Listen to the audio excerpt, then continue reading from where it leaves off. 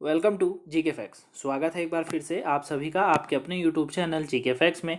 जानेंगे इस वीडियो में, यानी कि आज जो हम 5 बजे क्वेश्चन करने वाले हैं 25 क्वेश्चन, वो किसके हैं? वो है हमारे इको के। यानी कि आज का जो डेली डोज है वो आपका इको का है। क्लियर। और आज फ्राइडे है तो इको की हमारी ये क्लास है। ठीक है। और जो हमारी 25 क्वेश्चनों की क्लास थी वो इस वीक की आज ये लास्ट क्लास है। ठीक है। अगले वीक से हम दोबारा हिस्ट्री के क्वेश्चन करने वाले हैं। मैंने आपको पहले ही समझा दिया था। क्लियर। ये जो क्वेश्चन है आपके सभी एग्जामों में जो है इंपॉर्टेंट है, सभी एग्जामों में आपको काम आएंगे। चाहे आप किसी भी कॉम्पिटेटिव एग्जाम की तैयारी कर रहे हो, चाहे वो रेलवे हो, फिर एनटीपीसी, ग्रुप डी हो रेलवे के अंदर, एसएससी, एसएससी, कांस्टेबल, पुलिस या फिर डिफेंस या कोई अन्य एग्जाम की भी अगर आप तैयारी कर रहे हैं, जहां भी इको से क्वेश्चन पूछे जाते हैं वहां पर ये आपकी क्वेश्चन बहुत हेल्प करेंगे। क्लियर। मोस्ट इंपोर्टेंट क्वेश्चन है, एमसीक्यू के रूप में जानेंगे हर क्वेश्चनों को। क्लियर। हर क्वेश्चनों को मैं आपको डिटेल से समझाने की कोशिश करूंगा। वहीं इस वीडियो की जो पीडीएफ फाइल का लिंक है नीचे डिस्क्रिप्शन बॉक्स में दिया हुआ है, वहां से आप डाउनलोड कर सकते हैं। वीडियो को एंड तक जरूर देखिएगा क्योंकि 25 क्वेश्चन आपके लिए बहुत इंपॉर्टेंट है। यहाँ से आपको क्वेश्चन एग्जाम में देखने को मिल सकते हैं। क्लियर। वहीं कल सैटरडे है तो कल जो है क्लास ऑफ रहेगी 5 बजे वाली। क्लियर। क्योंकि मैंने आपसे बोला था संडे वाली जो क्लास करवाई थी पिछले वीक में, उसमें मैंने आपको टॉप 10 न्यूज़ कराई थी, जो कि इस संडे भी मैं आपको कराऊंगा। लेकिन मैंने आपसे बोला था कि बता दीजिएगा आपको सैटरडे को क्लास चाहिए नहीं चाहिए। आपको कोई भी जो है मेरे को कमेंट देखने को नहीं मिला। कोई दिक्कत वाली बात नहीं है। अगर आप रिलैक्स चाहते हैं रिलैक्स लीजिए। कल आप जो है अगर कोई सी भी क्लास आपने नहीं देखी हो, कोई सी भी क्लास अगर नहीं देखी तो कल वो देख लीजिएगा। सबकी पीडीएफ सबका जो है प्लेलिस्ट बना दिया गया है, आप देख सकते हैं चैनल में जाके, सबका प्लेलिस्ट जो है आपको मिल जाएगा। क्लियर। तो कोई क्लास छूट गई तो उसे देख लीजिएगा। चलिए स्टार्ट करते हैं, जानते हैं फर्स्ट क्वेश्चन आज का। तो देखिए इको का आज का फर्स्ट क्वेश्चन है कि परिवर्तनीय रिजर्व दरें और खुले बाजार संचालन किसका साधन है? तो परिवर्तनीय रिजर्व दरें और खुले बाजार संचालन किसका ये जो है साधन है? तो ये जो साधन है वो किसका है? वो है मौद्रिक नीति का। किसका? मौद्रिक नीति का है। याद रखिएगा, क्वेश्चन काफी बार एग्जाम में देखा गया है। तो परिवर्तनीय रिजर्व दरें और जो खुले बाजार संचालन होता है ना, वो मौद्रिक नीति का जो है एक साधन होता है। ये आप याद रखिएगा। ठीक है। बाकी आप यहाँ पे देख ही सकते हैं कि जिस नीति के आधार पर किसी देश की मुद्रा का नियमन किया जाता है उसे मौद्रिक नीति कहलाते हैं। ठीक है। अब मौद्रिक नीति अगर आपको समझनी है, नीचे मैंने दे रखी पॉइंट्सों में आप देख सकते हैं कि जिस नीति की आधार पर जिस नीति के आधार पर किसी देश की मुद्रा का जो है नियमन किया जाता है उसी को क्या कहा जाता है? मौद्रिक नीति कहा जाता है। क्लियर। सेकंड क्वेश्चन है कि निम्नलिखित में कौन तत्काल जो है सकल निपटान की व्यवस्था करता है? तो ऐसा कौन है, ऑप्शन में ऐसा कौन है जो कि तत्काल सकल निपटान की व्यवस्था करता है? तो ये कौन करता है? ये करता है आरबीआई। कौन करता है? आरबीआई करता है। यानी कि थर्ड ऑप्शन बिल्कुल राइट आंसर है। रिजर्व बैंक ऑफ इंडिया जो है वो तत्काल सकल निपटान की व्यवस्था करता है, अगर कभी भी व्यवस्था देश के अंदर ऐसी बनती है तो। ठीक है।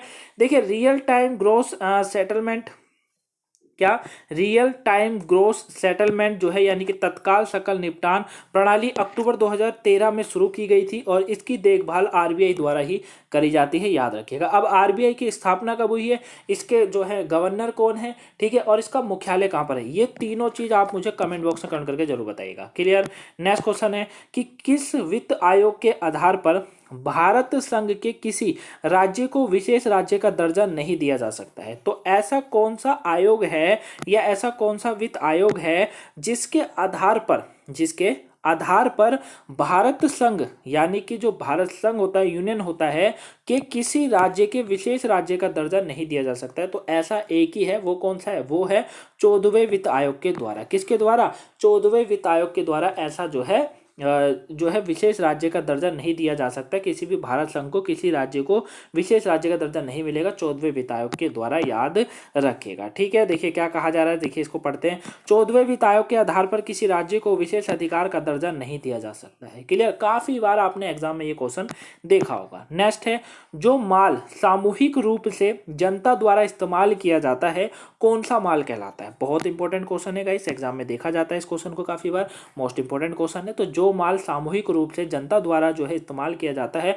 वह कौन सा माल कहलाता है? अब देखिए, सार्वजनिक माल कहलाता है, टिकाऊ माल कहलाता है, बिना टिकाऊ माल कहलाता है, या इनमें से कोई नहीं कहलाता? अब आप जो अगर आपने थोड़ा भी इको के बारे में आप नहीं जानते होंगे ना, तो आप यहाँ पे कंफ्यूज हो जाएंगे। ठीक है। आप क्या करेंगे, यहाँ पे कंफ्यूज जाएंगे। जैसे कि मैं बात करता हूँ कि जो 12th पास होते हैं सीधे गवर्नमेंट की तैयारी करते हैं। मान लीजिए उन्होंने किसी रेलवे की तैयारी करी, एसएससी की तैयारी करी। अब उनके सामने पेपर में ये क्वेश्चन आ जाता है कि जो माल सामूहिक रूप से जनता द्वारा इस्तेमाल किया जाता है वो क्या कहलाता है?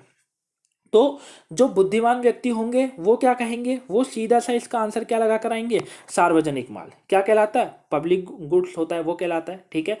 लेकिन कुछ कहेंगे टिकाऊ माल और कुछ कहेंगे बिना टिकाऊ माल। क्यों? क्योंकि सामूहिक रूप से जो है जनता द्वारा इस्तेमाल किया जाता है इसलिए।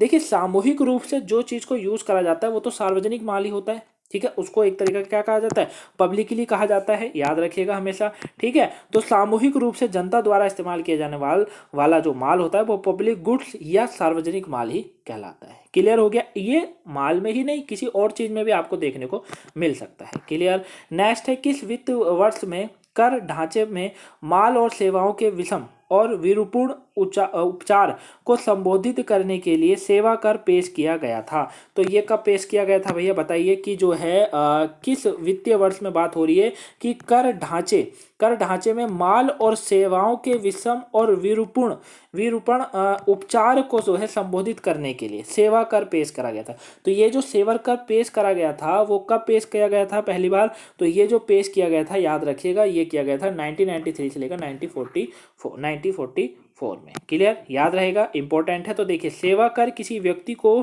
दी जाने वाली सेवाओं पर लगता है, ठीक है। किसी भी व्यक्ति को अगर कोई सेवा देते हैं तो उस पर सेवा कर लगता है, और इसकी शुरुआत 1993 से 1994 में जो है उसके बीच में करी गई थी। क्लियर? याद रखिएगा, काफी इंपॉर्टेंट क्वेश्चन है। नेक्स्ट है, किसी देश की आर्थिक शक्ति में वृद्धि मापने का सबसे उपयुक्त साधन क्या है? ऐसे क्वेश्चन इको में हजारों बार आप एग्जाम में देखेंगे। अगर आपने एक दो बार एग्जाम दे चुके हैं, चाहे किसी भी एग्जाम दिया हो, कॉम्पिटेटिव कोई भी एग्जाम दिया हो, तो आपने देखा होगा कि ऐसे क्वेश्चन जो है एग्जाम में देखे जाते हैं।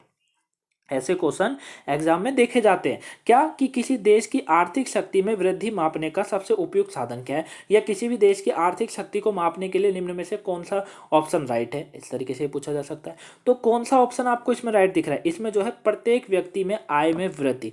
देखिए किसी भी देश का, अगर किसी भी देश को मापना है, किसी भी देश को जो है ये पता करना है कि वो देश शक्तिशाली है या नहीं है, वहां पर दो तीन चीजें बहुत तरीके से देखी जाती है। एक तो पारिवारिक, किसी भी हर परिवार की पारिवारिक आय कितनी है, घर में कमाने वाले कितने और कितने व्यक्ति शिक्षित हैं, इस पर काफी बार रिपोर्टें भी जारी करी जाती है, ठीक है। अगर डेली करंट अफेयर आप नहीं देखते हैं, न्यू स्टूडेंट है, तो करंट अफेयर देखिए, आपको वहां मैं अच्छे से समझाता हूँ। क्लियर? तो प्रत्येक व्यक्ति पे आय पर ही वृद्धि, प्रत्येक व्यक्ति की आय में कितनी वृद्धि हो रही है, ये हर देश के लिए बहुत इंपॉर्टेंट है। क्लियर? अब मान लीजिए किसी देश में प्रत्येक व्यक्ति 10 रुपए कमाता है पूरे दिन में, ठीक है, 10 रुपए कमाता है, 8 रुपए उसका खर्च है, तो 2 रुपए में बचत थोड़ी होगी उसकी, 2 रुपए तो ऐसी वैसी में उसके चले जाएंगे, और बाकी है ना। और अगर मान लीजिए, जैसे कि देखिए एक एग्जाम्पल मैं आपको देता हूँ, कहा जाता है कि अमेरिका जो देश है, अमेरिका में अगर किसी को आईफोन, जो कि इतना महंगा एक फ़ोन है आईफोन, ठीक है, उसको खरीदना है ना, जो लेटेस्ट वर्जन है इस समय, तो उनको 7 से 8 दिन नौकरी जो है लगातार काम करना पड़ेगा, वो खरीद लेंगे। वहीं अगर भारत में खरीदना हो तो जो है महीने 2 महीने काम करना पड़ेगा दबा के, वो भी तब जाकर जो खरीद पाएंगे। अगर मान लीजिए किसी की सैलरी 10,000 रुपये, फिर कैसे खरीदेगा? वो तो नहीं खरीद सकता ना, उसके लिए तो साल भर उसे काम करना पड़ेगा, है ना, क्योंकि 1 लाख से तो पार का फ़ोन ही आता है। तो इस तरीके से देखा जाता है, इसीलिए अमेरिका इतना जो है उसको कहा जाता है शक्तिशाली देश। क्लियर? तो हमेशा याद रखिएगा कि वृद्धि मापने का, किसी भी देश की वृद्धि को मापने का सबसे उपयुक्त जो साधन है वो प्रत्येक व्यक्ति की आय में वृद्धि होता है। क्लियर? देखिए नीचे भी वही बात कही जा रही है कि किसी देश में प्रति व्यक्ति आय में वृद्धि देश की आर्थिक शक्ति में वृद्धि मापने का सबसे उपयुक्त साधन है। नेक्स्ट क्वेश्चन है, निम्न में से कौन सा राष्ट्रीय आय शर्तों पर गतिविधि के स्तर का मुख्य निर्धारक माना जाता है? तो ऑप्शन में से कौन सा ऐसा है जो राष्ट्रीय आय शर्तों पर गतिविधि के स्तर का मुख्य निर्धारक माना जाता है? तो ये जो माना जाता है वो कौन सा माना जाता है? वो माना जाता है वास्तविक निवेश, ठीक है, वास्तविक निवेश जो है माना जाता है। फोर्थ ऑप्शन इसका बिल्कुल राइट आंसर है। इस क्वेश्चन को आप रिविजन करते रहेगा, ठीक है, इंपॉर्टेंट क्वेश्चन है। चलिए, तो वास्तविक निवेश राष्ट्रीय आय शर्तों पर गतिविधि के स्तर का मुख्य जो है निर्धारक माना जाता है, ठीक है। घरेलू टैरिफ क्षेत्र से स्पेशल इकोनॉमिक जोन के लिए बिक्री को क्या कहा जाएगा? तो जो क्या होता है, घरेलू टैरिफ जो होता है, घरेलू टैरिफ क्षेत्र से जो स्पेशल इकोनॉमिक जोन के लिए बिक्री को क्या कहा जाएगा? तो इसको जो कहा जाएगा, ध्यान से समझिएगा, इसको जो कहा जाएगा वो निर्यात कहा जाता है, ठीक है, निर्यात कहा जाता है। यानी कि जो घरेलू टैरिफ होता है ना, घरेलू टैरिफ क्षेत्र से जो स्पेशल इकोनॉमिक जोन निकलती है, जो उसकी जो बिक्री होती है उसको कहा जाता है निर्यात, ठीक है, उसको क्या कहा जाता है? निर्यात कहा जाता है। क्लियर? नेक्स्ट है, भारत में वाणिज्यिक बैंकों को उनकी उत्कृष्टता पर कितना खर्च करना होता है? तो भारत में वाणिज्यिक जो जितने भी बैंकों को उनको उत्कृष्टता यानी कि अपने में जो है चेंजेस लाने के लिए कहा जा सकता है कितना जो है खर्च करना होता है। तो इनको जो खर्च करना होता है ना, जो कोई भी बैंक, कोई भी जो वाणिज्यिक बैंक होते हैं उनको जो भी खर्च करना होता है वो 40% जो है खर्च कर सकते हैं। किसके लिए? उत्कृष्टता लाने के लिए। ठीक है, याद रखिएगा, उत्कृष्टता लाने के लिए खर्च कर सकते हैं। ठीक है, एक्सीलेंस जिसको बोला जाता है, एक्सीलेंस। ठीक है, नेक्स्ट है विनिवेश विभाग किसके अंतर्गत आता है? काफी बार क्वेश्चन आता है एग्जाम में कि विनिवेश विभाग किसके अंतर्गत आता है? वित्त मंत्रालय के, गृह मंत्रालय के, विदेश मंत्रालय के, श्रम और रोजगार मंत्रालय के। तो ये किसके अंतर्गत आता है? ये आता है वित्त मंत्रालय के। याद रखिएगा, विनिवेश विभाग जो है वित्त मंत्रालय के अंतर्गत आता है। क्लियर हो गया? तो देखिए विनिवेश विभाग का स्थापना 10 सितंबर 1999 में हुई थी। ठीक है, और एक अलग विभाग के रूप में इसकी करी गई थी और यह वित्त मंत्रालय के अंतर्गत आता है। ठीक, नेक्स्ट है कि जिन वस्तुओं की मांग उनकी कीमत पर निर्भर करती है वह वस्तुएं क्या कहलाती है? अब जिन्होंने 12th में इकोनॉमी पढ़ी होगी ना, इको पढ़ी होगी, ठीक है, मैं इकोनॉमी बोलता हूँ, मेरे मुझे इकोनॉमी निकलती है बार बार, तो उसके लिए माफ कीजिए क्योंकि मेरी आदत ही यही है, मेरे बार बार ना इकोनॉमी निकलती है। तो जिन्होंने भी 12th में इको पढ़ी होगी ना वो इसका आंसर बहुत अच्छे से दे सकते हैं, क्योंकि ठीक है, याद रखिएगा। तो जिन वस्तुओं की मांग उनकी कीमतों पर निर्भर करती है वो वस्तु क्या कहलाती है? बताइए, ऑप्शन में से क्या कहलाएगी? वेब लेन वस्तुएं कहलाती हैं, आवश्यक वस्तुएं कहलाती है, जीफेन वस्तुएं कहलाती है, पूंजीवादी वस्तुएं कहलाती हैं।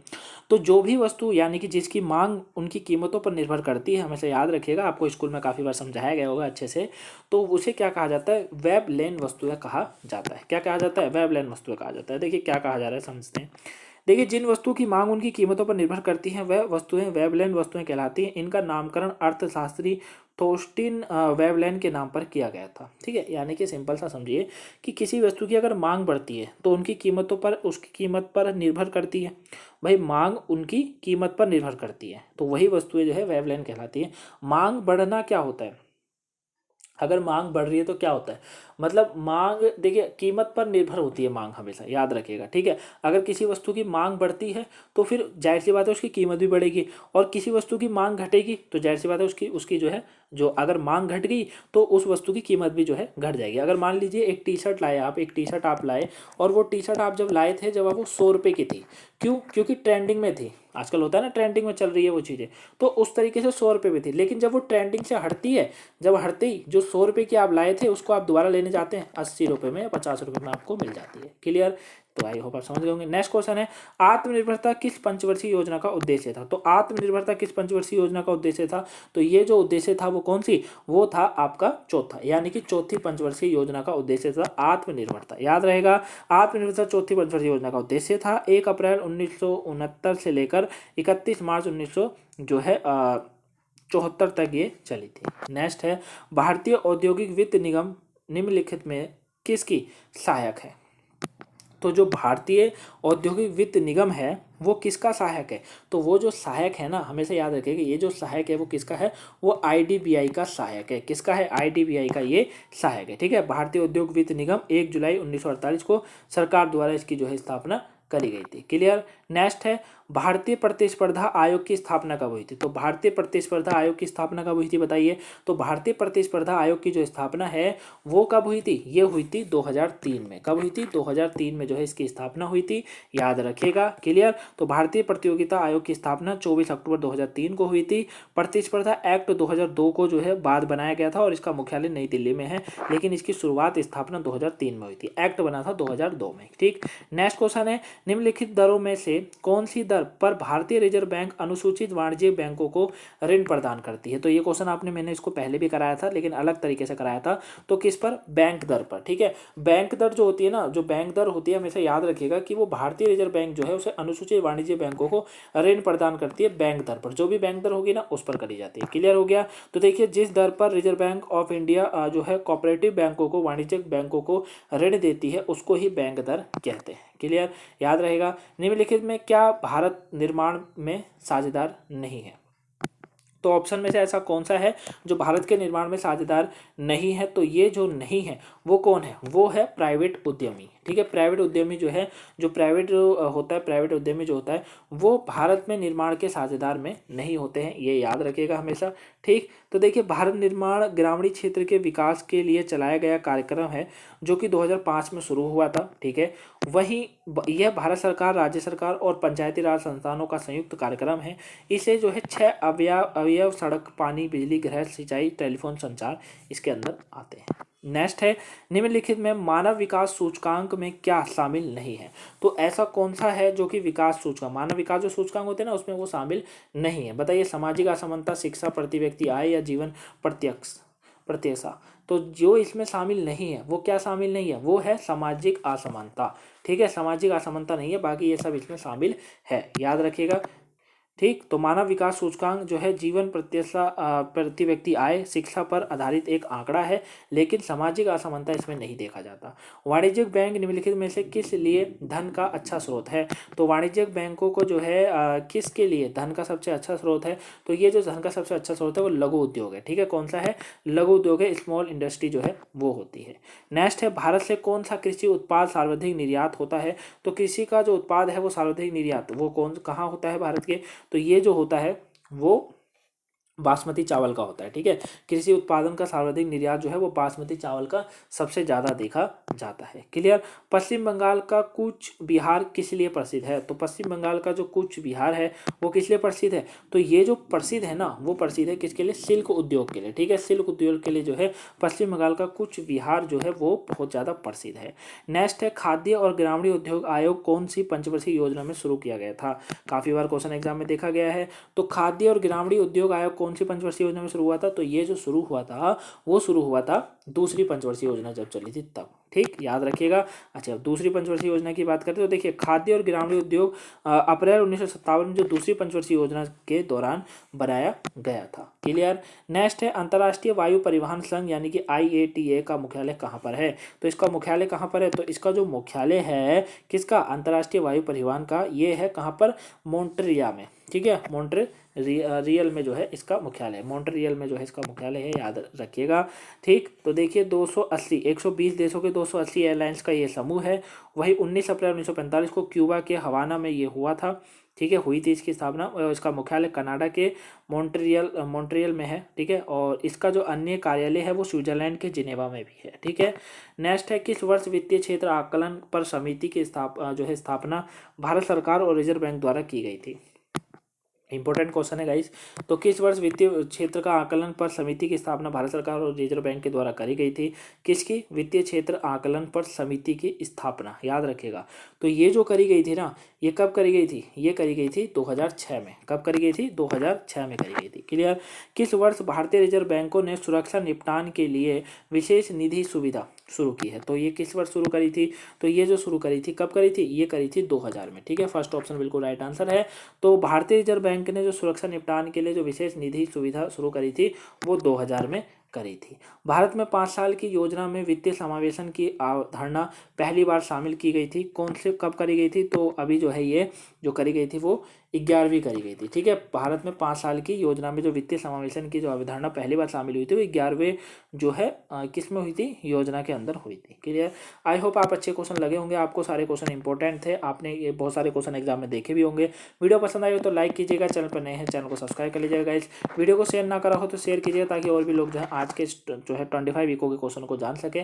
तो और बाकी आपने कोई भी वीडियो अगर नहीं देखी हो आज वाली तो देख लीजिए, पेपर के पॉइंट ऑफ व्यू से इंपॉर्टेंट है। क्लियर। तो चलिए अब मिलेंगे नेक्स्ट वीडियो में यानी कि 8 बजे वाली में, तब तक के लिए thank you for watching guys, have a nice day, thank you for watching. कल क्लास ऑफ रहेगी और परसों आपको जो है टॉपिक मिलेंगे देन। ठीक है, चलिए thank you for watching guys.